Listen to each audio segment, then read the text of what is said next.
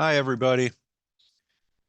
Welcome to Statistics Solutions webinar on Chapter 2, the literature review.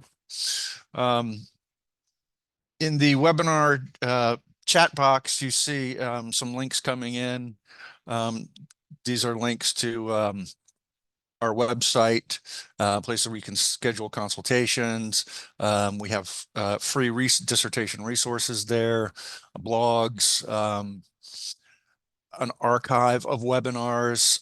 This one will be there, and other webinars, chapter guides, other resources. So it be good for you to go there, just see what we have. And just real quick before we get started, and I'll have this information up at the end too. This is just a quick glance at who we are. Full service dissertation consulting company. We offer a range of services on, including help with chapters, all the chapters, PowerPoints, defense PowerPoints, things like that. Also, you'll be receiving a copy of this webinar. All right, I'll have this information up at the end. So before we get started, we'll have a question and answer session at the end where I'll try to answer your questions.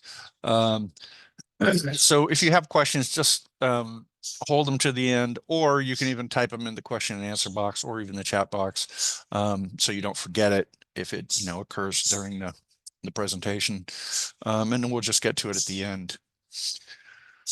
All right. Here's what we're going to be covering today. And we have the literature review as chapter 2, which is pretty typical, just to kind of pan out for a minute to kind of get a bigger sense of the organization of the dissertation and how the chapters kind of fit together.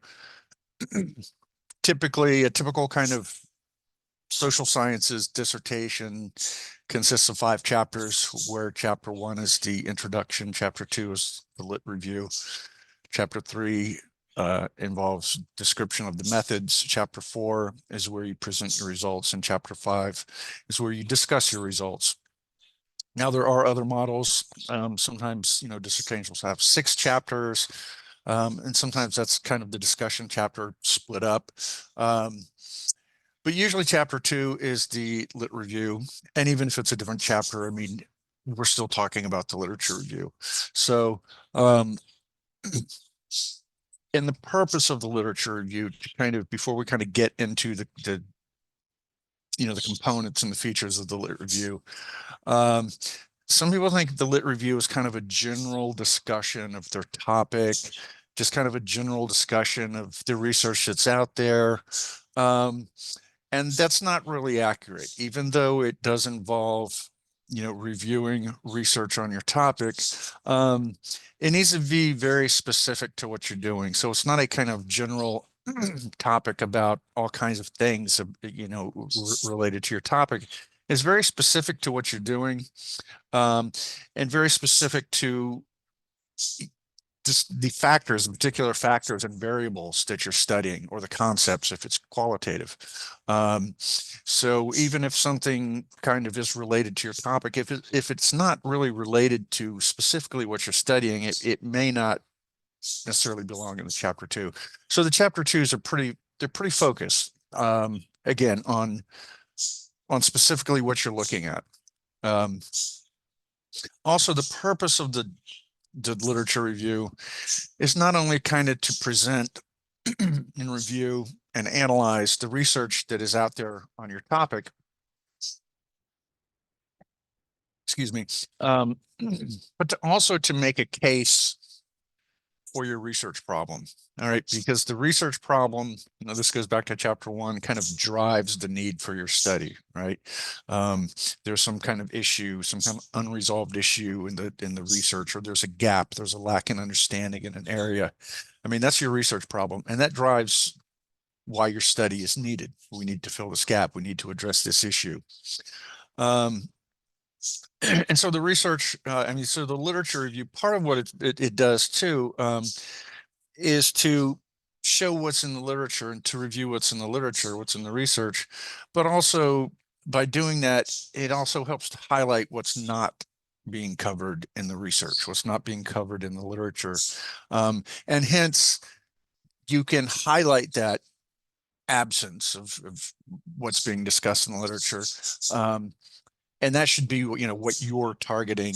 That's what you're addressing in your study. So the lit review kind of helps make a bigger case for your study by showing what's in the literature and what's not in the literature, or what still needs to be addressed.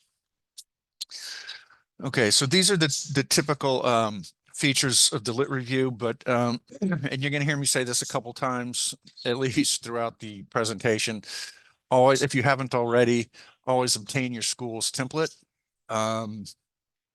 for the dissertation and for the chapters, because schools sometimes, there will be variations sometimes in the structure.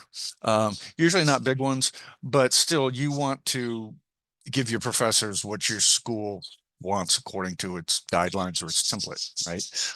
What we're going to cover is going to be general, and it will serve the purpose. But if there's any particulars that your school wants, always, default to your school's guidelines. If they don't have guidelines, what we're going to cover today will certainly work as a general template. And we do have kind of more specific templates, like I said, on our website, on the free, free resources. But you could also ask your chair if they don't have a template or go seek one out yourself, an approved dissertation from your school in your area to look at as kind of an example of what they're looking for. But these features are going to be standard. Of course, when we get to the I see somebody's hand is raised. If it's a question, I'm going to have the questions talk to about the questions at the end. If you do have a question, just type it in the question and answer box so you don't forget it, and I'll just kind of address it at the end. All right. The review of the literature section, however, is where things will change, because the review of the literature will be based on what you're studying. So every study is going to be different in that respect. Okay, so let's get started. Okay, the introduction to the lit review. It's similar to the introduction in other chapters. You really want to just kind of, reorient your reader about what you're doing and give them an idea of what this particular chapter is going to be about. So, so the introduction is usually pretty short, paragraph, maybe a couple paragraphs. Restate the purpose of your study. It's a good place to begin. The purpose of the study is, if you already have your purpose statement, locked down, kind of, approved, or, because the purpose statement kind of encapsulates, it kind of nutshells what your study is about. The purpose of this study is, if you have your purpose statement down, it's going to appear in chapter 1. You can restate the purpose statement verbatim, right? And you should. The purpose statement is like your research questions. Once they're set, they don't change, right? But that's the only time you get a pass. So you can't kind of copy and paste, paragraphs or sections into other areas, but you can for the purpose statement and for the research questions. So restate the purpose of your study. Remind the reader of the importance of your study and why it's needed. This is going to sound a lot like research problem material. And so there's going to be a little overlap. That's fine. Again, you're just reminding the reader what you're doing, why you're doing it. And you can, if you want, preview contents of the chapter that are to come, which would be listing the sections that the chapter contains. And usually that's going to be enough to kind of let your reader know what's going on, what this chapter is going to be about, to get started. If your school wants something different or more in the introduction, just obviously add accordingly. And again, like I said, I was going to say this a few times. Check your template on this section, because some schools I notice have it, some schools don't. Most of them do. They usually have a section right after the introduction called a literature search strategy. Sometimes it's called methods of searching. Um, but the idea here is to describe the process that you went through um, to find the information or the material for your literature review. And the idea here is the lit review is supposed to be comprehensive, right? It's supposed to, cover the research that's out there on your topic, specifically what you're doing. And so your professors and your readers want to know, how you want to ensure them that you have a comprehensive lit review, and one way to do that is to ensure them that you conducted a comprehensive search for material. And so that's what this section helps to do. So what you want to do is describe your search, and you can start with something very, simple, like I don't know if your school lets you use the I, or you can just say a comprehensive search was conducted for relevant material using the Walden University or whatever school you're at online library portal. And then you should start talking about the databases that you used, that you searched, the search tools, right? Any kind of search engines, within your online library. Things like Academic Search Complete. That's one of these mega search tools. It's like Google Scholar, where it searches a lot of databases, right? And there's several search tools in the libraries, that academic libraries, that do that. ProQuest is another one, and ProQuest also publishes people's dissertations. So if you needed to look at a dissertation for an example, you could go to ProQuest. But there are all those kinds of big mega search tools that are like Google Scholar that search multiple databases. You can also search specific databases, like there's one called ERIC, E-R-I-C. It's an educational database. It's an acronym. So if you're doing an education study, you would definitely want to go to some specifically educational databases. Same thing with psychology. There's several psych databases. So you want to start off by talking about the library you used, if you accessed it online, and then again, list the databases, the search tools you used, even Google Scholar, if you used Google Scholar. I know some professors don't like Google Scholar. I'm not sure why, because most academic libraries now include Google Scholar as one of their search tools. Next, if you included any specialized journals, sometimes your chair will make a request. It's like, hey, make sure you check out this journal. If you searched any specific journals, you want to include that too, that are relevant, obviously, to your discipline. And this is important. The next one, include any search terms and combinations of terms that you used, right? And these aren't going to be any big surprise to you, because your search terms are going to correspond to what you're looking at, right? So you're going to, if you're doing a quantitative study, your search terms are going to correspond to your variables, right? The things that you're looking at. If it's qualitative, your search terms are going to correspond to the major concepts that you're using in your study, and again, the kind of construct and concepts that you're looking at. So list the search terms, and any combinations maybe of the terms that you use. And this last one here is important. Include any way that you filtered or qualified your search. Right. So if you just type in your subject or some key terms, you might get 1,000 hits. So there's ways to do that is to kind of streamline your search and make your search more targeted, but also there's these other important ways to filter your search. English only, if you want,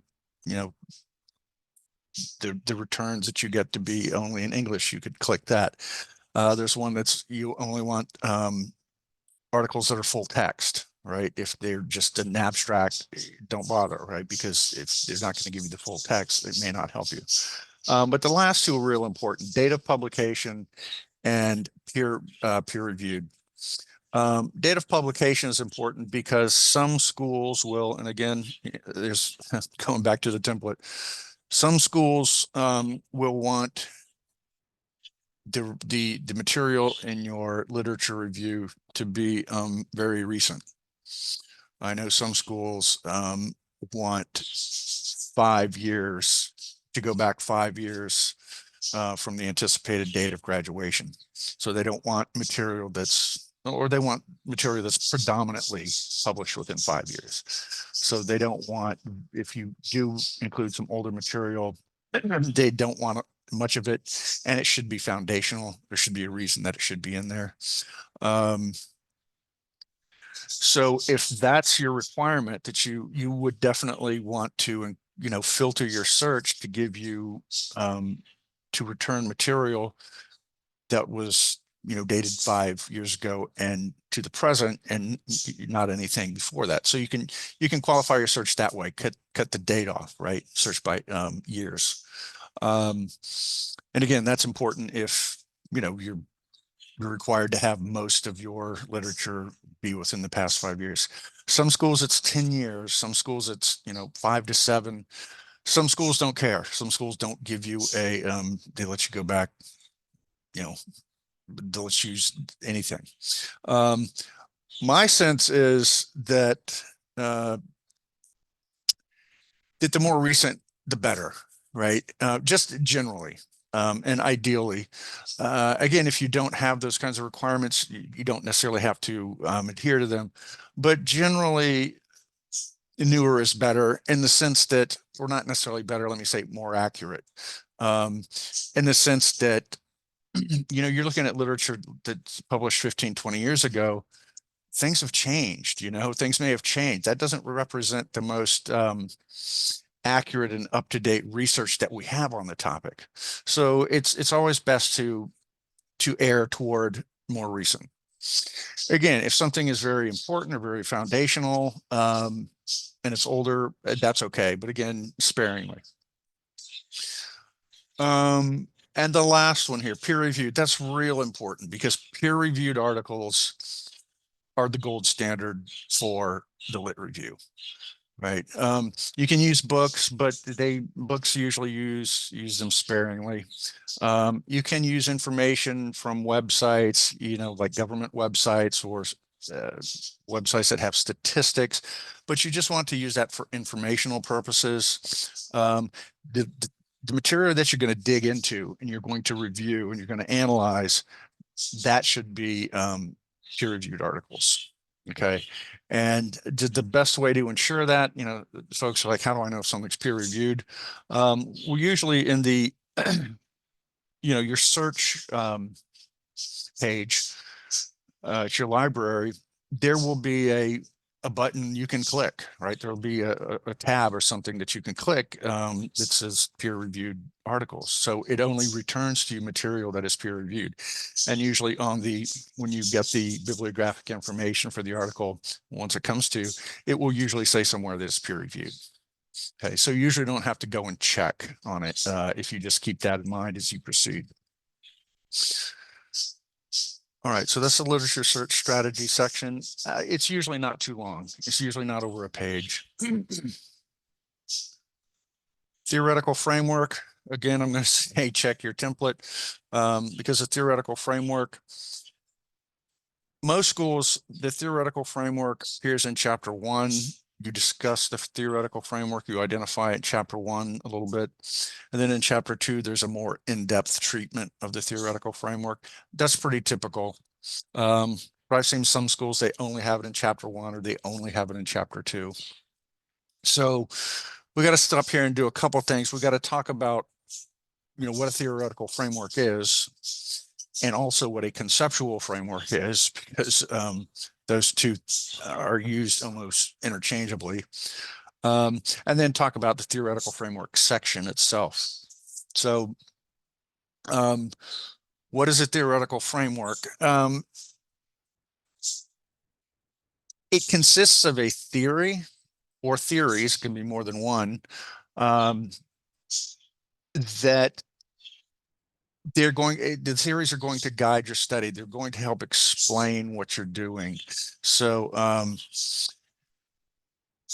and let's get to the difference between, I have to back up just a minute, the difference between a theoretical framework and a conceptual framework. So let's start with theoretical framework. I just try to keep it simple. Now there are articles out there. Let me see if I can put this in the, okay. Yeah, there's a blog on our website, and there are other articles out there. And there's some articles referenced in this blog that I just put in the chat box on the difference between theoretical frameworks and conceptual frameworks. I keep it simple and very practical. And to me, what I tell people is theoretical frameworks are typically associated with quantitative studies, and conceptual frameworks are typically associated with qualitative studies. So let's take the theoretical framework first. The theoretical framework, again, it consists of a theory, or sometimes two theories, maybe three. My advice is always to keep your study as streamlined as possible. So if you can use one theory, if one theory works, use one theory. I see people add theories, they have 3 or 4 theories. I'm like, okay, wait, are all these applicable? Because if they're not, you have to describe them all. You have to talk about how they all connect to your study. Then you have to talk about them all at the end in chapter 5 when you're interpreting your results. So again, one study, maybe two if necessary. But let's say you're conducting a study on leadership and emotional intelligence. Okay. So those two constructs, you're going to need a theory for each one of those. You're going to need a theory for leadership, and you're going to need a theory for emotional intelligence. Okay. And together, both of those theories, there's different versions of the theory, but those two theories together will serve as your theoretical framework. Okay. So what you would want to do is to say that, very clearly, so-and-so's theory of leadership and so-and-so's theory, whichever ones you choose, again, of emotional intelligence will serve as a theoretical framework for the study. Then you want to discuss each one of those, right? So you take one first, let's just say emotional intelligence. You define the theory, right? And we're getting into talking about this section a little bit now. You define the theory, you talk about who developed the theory, include the year, talk about what they developed it for. And theories explain things, so talk about what they developed the theory to explain. Define any associated components of the theory, right? So emotional intelligence, I think, it has like 4 components or something. You want to define those components, because usually those components will correlate to what's being measured with the instrument, which we'll get to in a minute. Also discuss what other researchers have used the theory for, right? So to show that, people are using it, still, using it to conduct research. And then connect the theory to your study. Like, how is it going to inform your study? How is it going to connect to what you're doing? And so let's take this example.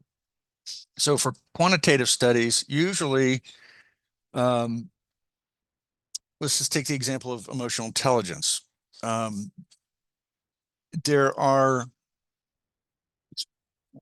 me say this, the instrument you're using and your theory should align. Okay, so let's say emotional intelligence again. Now there are several instruments to measure emotional intelligence, right? Goldman has one. He's one of the principal researchers, developers of emotional intelligence. Goldman has one, but there are other ones, right? And they're going to be a little different. you know, Goldman's has, you know, 4 components that it measures, and somebody else's has 3 or 5. And they're going to be measuring kind of different things. It's still emotional intelligence. It's just different people's versions of it. Now, these instruments are developed from theories, right? They don't kind of just develop them from nothing. They develop them from theories. So if you're using Goldman's instrument to measure emotional intelligence, because that's the one you chose, because it's more it's closer to what you want to find out than the other instruments. You're going to want to use Goldman's theory of emotional intelligence for your theoretical framework. You see what I'm getting at? So if you use Goldman's instruments, it's going to align to the theory, Goldman's theory of emotional intelligence. He's going to talk about the theory. He's going to talk about the same components that the instrument's going to be measuring. So what you don't want to do is use, say, Goldman's instrument, but use, say, Smith's theory, because Smith's theory, again, it's still the same construct, but Smith may have a different theory of it, and the theory is not going to align with the components of the instrument. So that's, if you're doing a quantitative study, you want to make sure that your theory and your instruments align. Okay, then you would do the same thing for the next theory in our example, which would be, you know, leadership, emotional intelligence and leadership. Or if you're studying those two things, you would do the same thing for, you'd have a leadership theory, right? It could be, you know, the MLQ, the multi-factor leadership questionnaire. And I think that has, you know, 4 different kinds of leaderships: transformational, transactional, laissez-faire, and maybe it's 3. Okay. Anyway, you'd want to do the same thing. You know, define the theory, talk about who developed it, in what year, to explain what, define any related components, discuss what researchers have used the theory for, and connect it to your study. So together, each one of those theories would comprise your theoretical framework. For the conceptual framework, which is more associated with qualitative studies, everything's really the same, except you may not be using like a full-blown theory, right? And hence the difference between theoretical framework theory and conceptual framework concept. So for a conceptual framework, you might just be using, you know, concepts from your topic, from the literature, or parts of theories. And here's the reason why for that, real quickly. Quantitative studies usually proceed deductively. That means they start from a general premise, theory, right? Theories have these premises, and you're gonna test that on a specific sample, right, or specific population, and then you're going to use that theory or those general premises to come up with conclusions based on that specific sample. So that's deductive. So you need that theory at the beginning to set your premises, to see if what you're going to be testing about the theory, you know, aligns or supports, or has relation to the population you're studying. Conceptual framework, qualitative studies work inductively. That means they don't need a theoretical setup at the beginning, right? Because they're designed to, usually qualitative studies involve interviews. You want the interviews, the information and the data you get from the interviews, you want that to kind of speak for itself, kind of, you know, you want to, in other words, you're going to derive conclusions from that specific information. So you don't want a theory at the beginning kind of already telling you what to expect, right? So and that's what you get with quantitative studies. When you have a theory, you know, based on a theory, you can then, you know, develop hypotheses. Qualitative studies don't have hypotheses, right? So you for qualitative studies, you don't need a full-blown theory, but you can use the concepts kind of derived that you pull out of the literature that are related to your study. So it's very similar, except one involves concepts, one involves theories. And for a qualitative study, your conceptual framework will also help to guide your interview questions, because your interview questions, you just don't sit down and kind of make them up. You need like a conceptual guide for that, and your conceptual framework is going to help you with develop the interview questions. Okay, I know there's still probably questions about the framework section. And this is a good section. And generally this is good advice, just generally, is to get obtain a copy of an approved dissertation in your area from your school. Just as an example, right? Just to see what people have done. How, okay, theoretical framework. I've gone to the webinar. I've read the blog. I've read articles on it. I still don't really get it or what I'm supposed to do. Look at that example, see what other people have done. Sometimes that's the best help for you. And that goes for any other part of the dissertation as well. Okay, the review of the literature section. The sections that we just talked about usually aren't that long. This is going to comprise about 80% of your lit review. I mean, this is what the lit review is, the review of the literature. This is where you review literature on your topic, and specifically, not just generally on your topic, but specifically on what you're doing, specifically on your factors, if it's quantitative, on your concepts, if it's qualitative. Okay, so if we go back to our example, transformation or leadership and emotional intelligence, and you're studying to see if those two things are related, those are going to be your big sections, right? That you're going to, and especially like in whatever area, let's just say it's going to be in, leadership and emotional intelligence in nurse practitioners or something.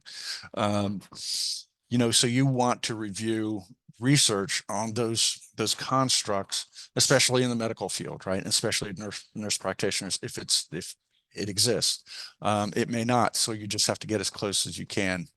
And part of the challenge of the review of the literature is that you're going to have a lot of information, right? Because 20, 30 or more studies you're going to have to talk about.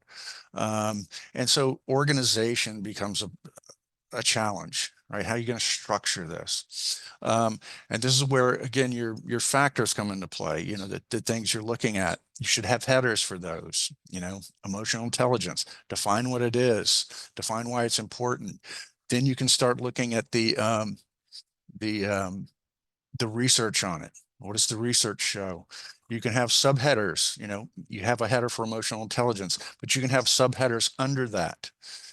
So if you see trends in the research, wow, people are really focusing on this area of emotional intelligence, you can have a subheader for that, right? So use headers to organize material.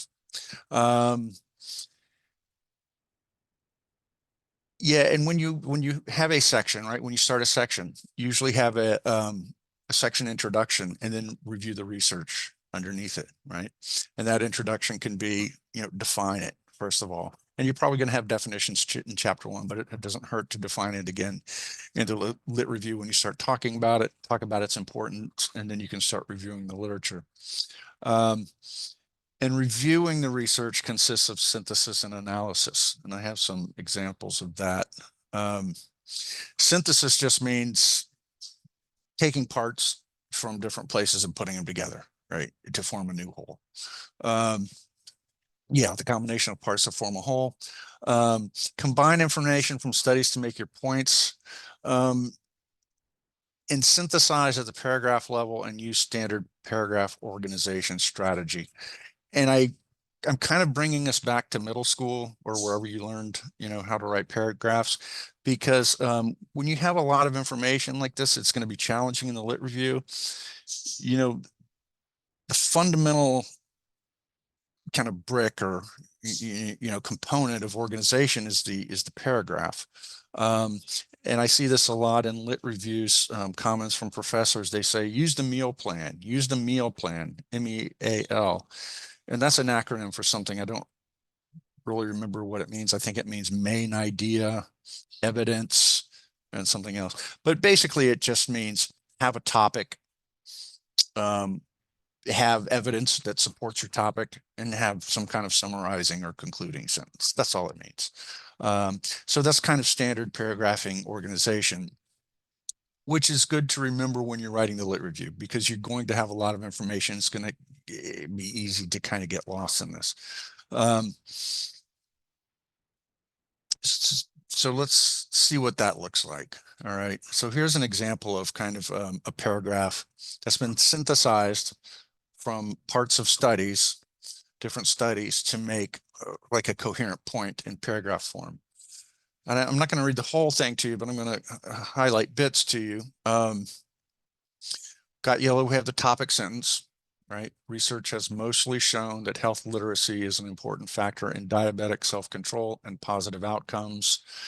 All the green, the beginning of the green to the, and all the material in between to the end of the green, is evidence related to or discussion of that main topic. The teal material is the last sentence that kind of sums up. Empirical evidence from recent research largely supports that diabetic health literacy is a vital component in patient self-efficacy, diabetic control, and clinical outcomes. Okay, so that's synthesis, right? And so the material in between the two green points, these are findings from the studies that help support that main topic. But there's a little analysis in here too. So if you notice in the first sentence where it says research has mostly shown, and in the summarizing sentence where it says empirical evidence from recent research largely supports, there's this qualifying terms, mostly and largely, right?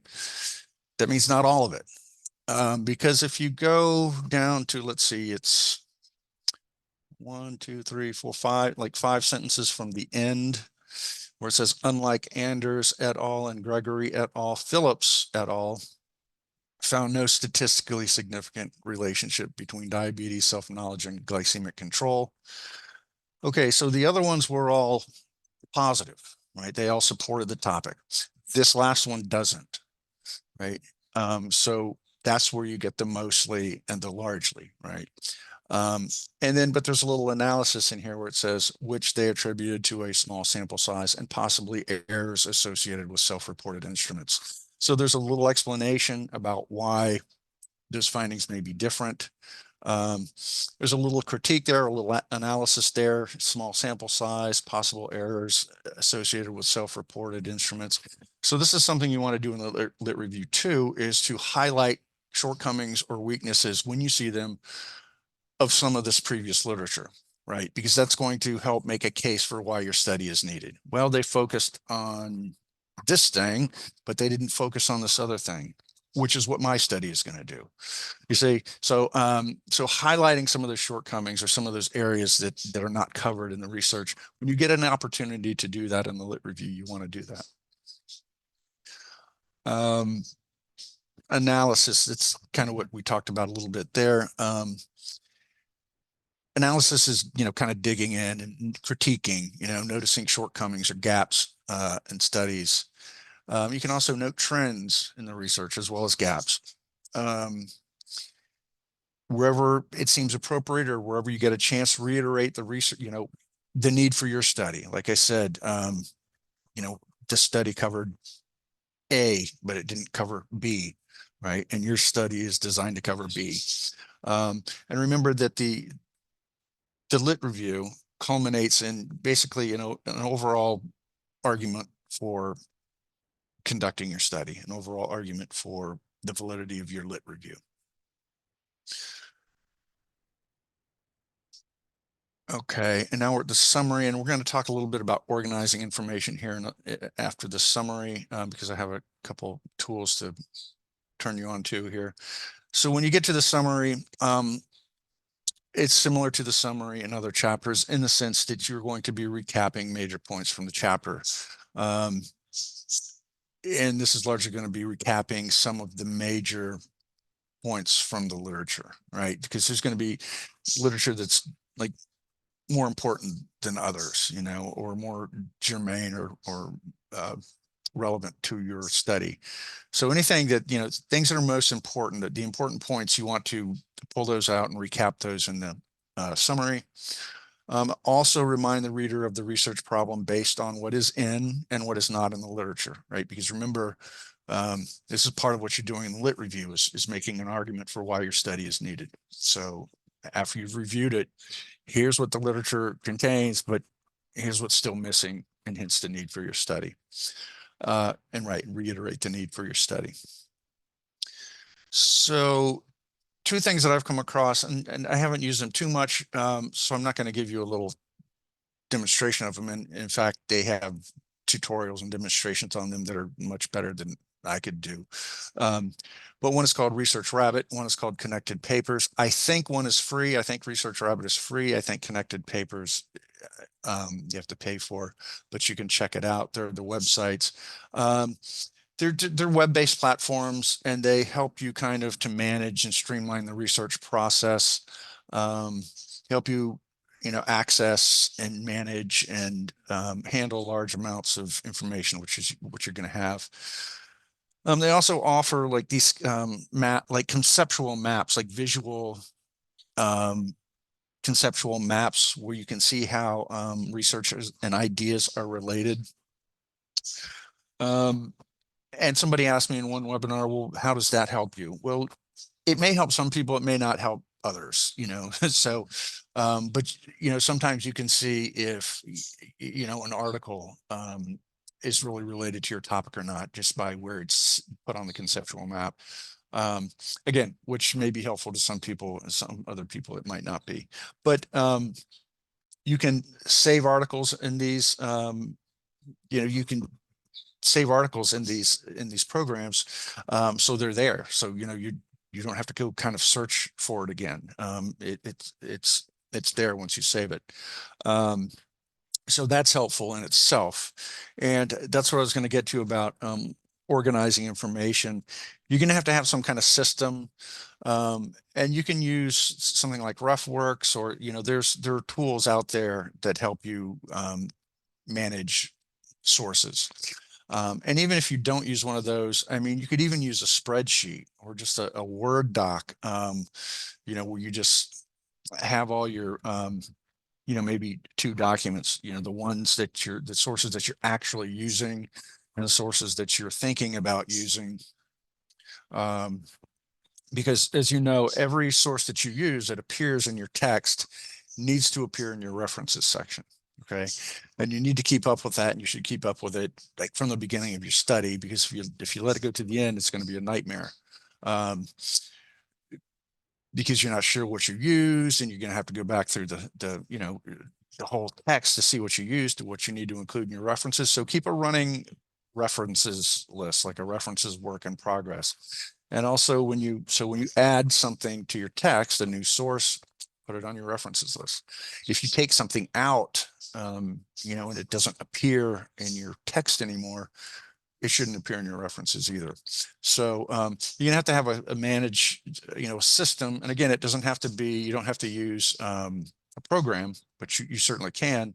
And I haven't found, I've used Mendeley before. Mendeley's pretty good. Zotero is another one with a Z, Zotero. RefWorks is another one. I don't recommend one over another. It's just kind of what works best for you.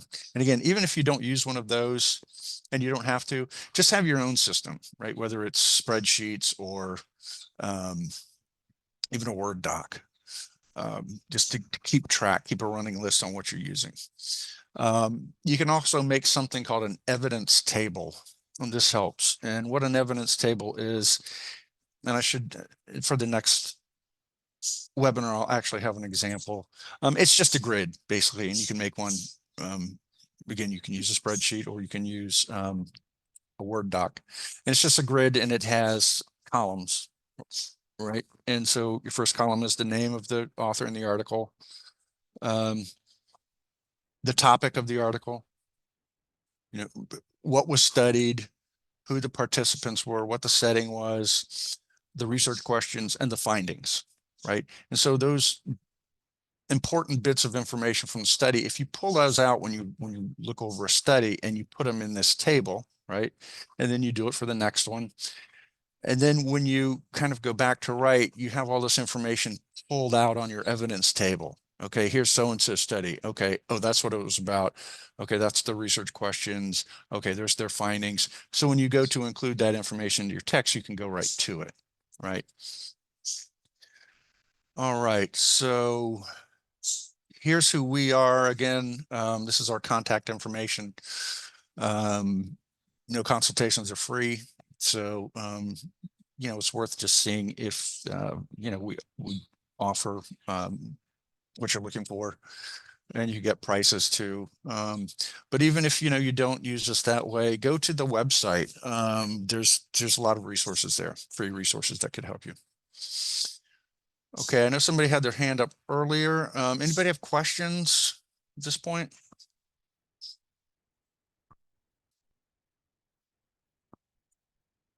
Well, you're welcome. Anybody questions?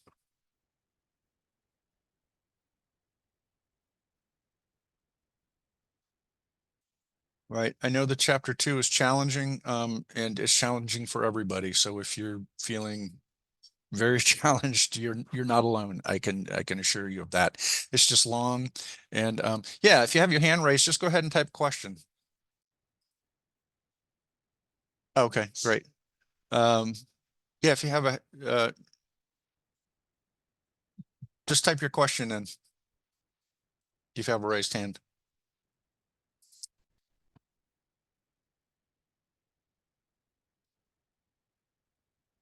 Yes, theoretical framework on quantitative research.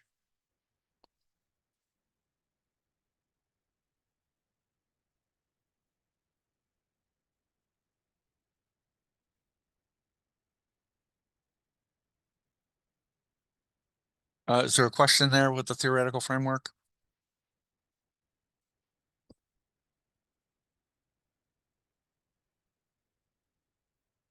You can go back to it.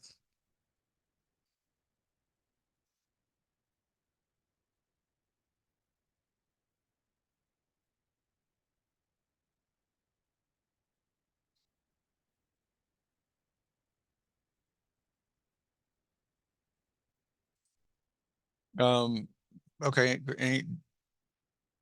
Any other questions? Just type them into the chat box or the question and answer box. I got somebody mentioning the theoretical framework, but I don't know what the question is.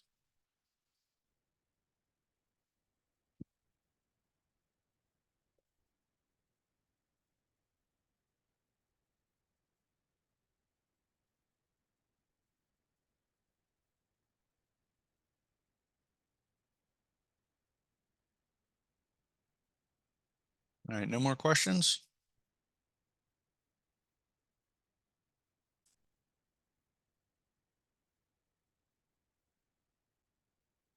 Okay.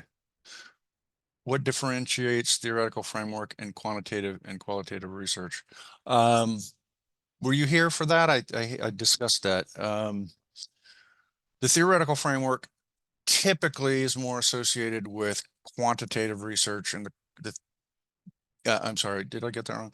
Let me start over. The theoretical framework is typically more associated with quantitative research, and the conceptual framework is typically more associated with qualitative research. And that's because one kind of works more deductively, the theoretical framework, quantitative studies. You're working from a theory and general premises to arrive at a specific conclusion about whatever it is you're studying. And qualitative research is the reverse. It's inductive, where you don't start with general premise, but you're like conducting interviews to get that information. That information is going to you're going to derive information or conclusions from that specific information. So you don't want kind of a theoretical overlay from the beginning. And that's kind of the big difference between theoretical framework and conceptual framework.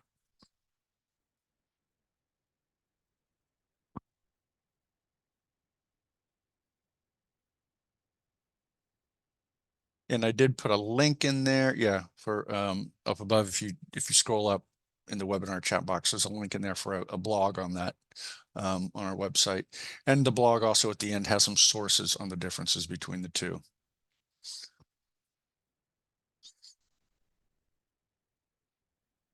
Any other questions? No. All right. Well, thank you for attending, everybody. And we do run other webinars on other chapters and other topics. So, check our webinar schedule. See if there's another one you like. Okay. I submitted my framework, but the supervisor said I must develop my model from there. Can you please talk about developing a model from it? The model is usually just a kind of a diagram, usually put in a diagram form that shows how your variables, your theory connects to your variables. I mean, that's all I can kind of say at this point without having a sample of it. It's a kind of a representation of how you're going to be looking, studying your variables, right? So if, you're studying a correlation between two constructs, you're going to have those constructs, you're going to have a double-headed arrow between them, right? If you're going to, if something's going to influence that from the theory, you're going to have, that theory on there, however it relates, pointing to it, however it relates. So that's what a model is. It's kind of a representation of how your variables and your constructs fit together, how you're studying them. And we do run methodological seminars on, developing those kinds of things too. So if you wanted more information on that, you could go to one of those.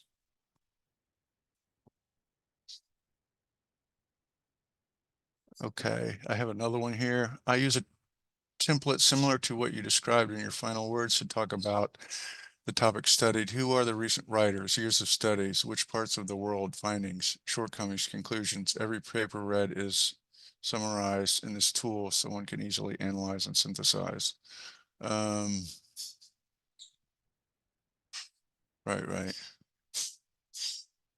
Yeah, that's good. Yeah. Right. An evidence table, right, is what you're talking about. Yeah, that's very good if other people can see that. The topic studied, who the writers are, year of the study, and the important parts of the study, which are the findings, any weaknesses, the conclusions. Also, the research questions, what the purpose of the study was. Right, and every article is summarized. You pull that important information out of there, and so when you have to go back to it later, you've already pulled the important information out of it. You don't have to go back to the actual article and kind of skim it again. Yeah, thank you for that. That's helpful.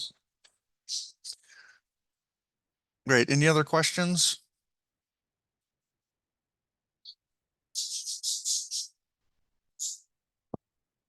Great, everybody. Thank you for coming. Have a great day. I kind of see the audience. This is questions or the link you shared. Do you have, okay, I'm not sure why. Let's see if I can repost the link.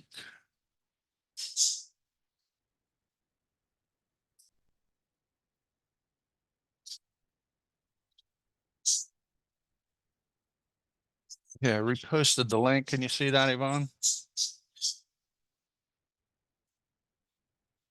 Yeah, it's here. I posted it too. It's been posted twice there. Yeah, okay. Okay, and the comment I just read most recently is in the question and answer box. Yep, okay. All right, great, everybody. I'm going to wish you luck, and check out our website, see if if any of the resources work for you. All right, thank you for coming. And again, we offer other webinars that you might be interested in, so check our calendar for the webinars. Thank you for coming. Take care.